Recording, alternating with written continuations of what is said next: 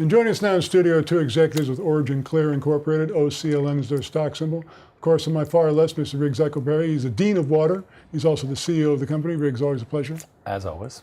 And with us, new guest, Tom Marchesello. You're a strategic advisor with WaterChain. Welcome to the program. Thanks. Hi. Nice to meet you. So what does a strategic advisor do with WaterChain? Because this is fast. WaterChain to us is fascinating anyway, but tell us how you came involved with it. Sure. I had a good fintech background, and so Riggs needed a little assistance kind of developing the economic models around cryptocurrencies and blockchain, and I had a long history there, so I was able to guide the development of the project. It's kind of amazing when you talk to people about blockchain, cryptocurrency, Bitcoin, whatever the case may be. Everyone's familiar with the terms, but not many people really know what they are. Sure, yeah. People mix up cryptocurrency and blockchain like they're interchangeable, but they're just not. You know, the truth of the matter is you can have coins and tokens as cryptocurrencies, which you could use for exchange or payment. And you can have blockchain, which is fundamentally a distributed database.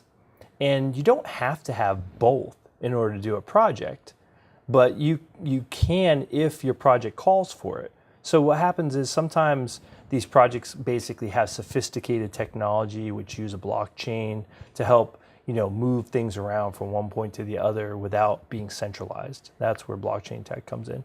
And coins and currencies are really there as financial mediums of exchange or some kind of currency format. And when you put them together kind of like a sandwich, you end up basically building the fundamental building blocks of something juicy and interesting that you can share with others. Well, now, Riggs, you've mentioned before that you're using WaterChain as a way to eliminate the drag on the movement of water technology, right?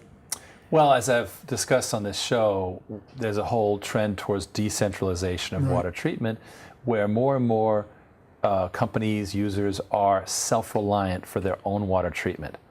Now, that is much less, Wall Street knows how to fund billion-dollar projects. But what about the $500,000 projects? That's much harder to finance. And so we're really interested in accelerating the decentralized from, let's say, $10,000 to $1 million project, which is right in the wheelhouse of what our own division, Modular Water, does. So we're very self-interested here. So WaterChain is the solution to that, Tom? Yeah, WaterChain basically creates this interesting community of water entrepreneurs and industrial players who basically can now start sourcing water, clean water and reclaimed water from decentralized sources. So people who aren't necessarily on the municipal grid or aren't yet connected in the big infrastructure plays, and you can have smaller plays on the edge. And then WaterChain acts as what we kind of affectionately call a database where you can view all of the different participants on the edge and realize the contributions they can make to sourcing clean water for everybody. So for smaller operations, this is really the key.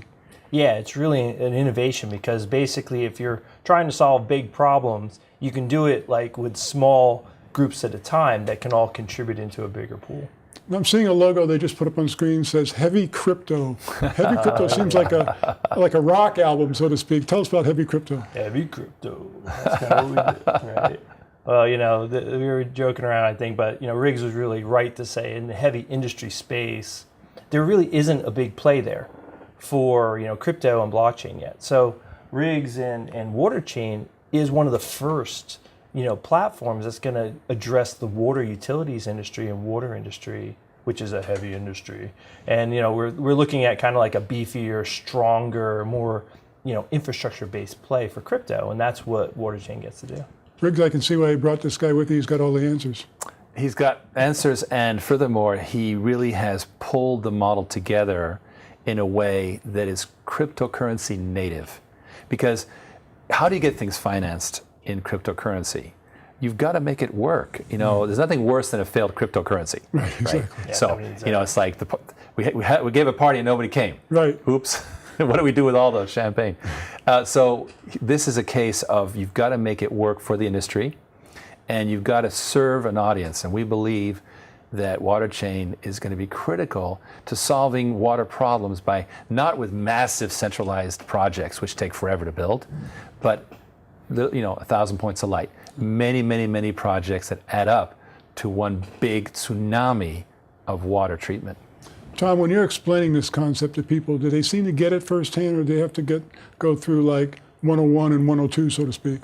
It depends on their experience, obviously. Like, I think folks that have corporate experience or finance experience, they tend to get it pretty quick because they like, okay, you're creating an economy for water and you're creating this banking functionality which is going to fund projects and get them into the market faster. So that makes sense. It's not unlike things they've heard. But for maybe people who are super green on the edge, that are more like on the investor class, and they're trying to kind of figure out, do I invest in cryptocurrencies?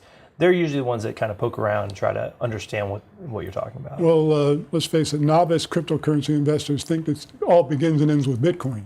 Yeah, it's a real shame, actually. You know, Bitcoin's awesome, right? It's a platform, and people misunderstand that. Bitcoin is a network.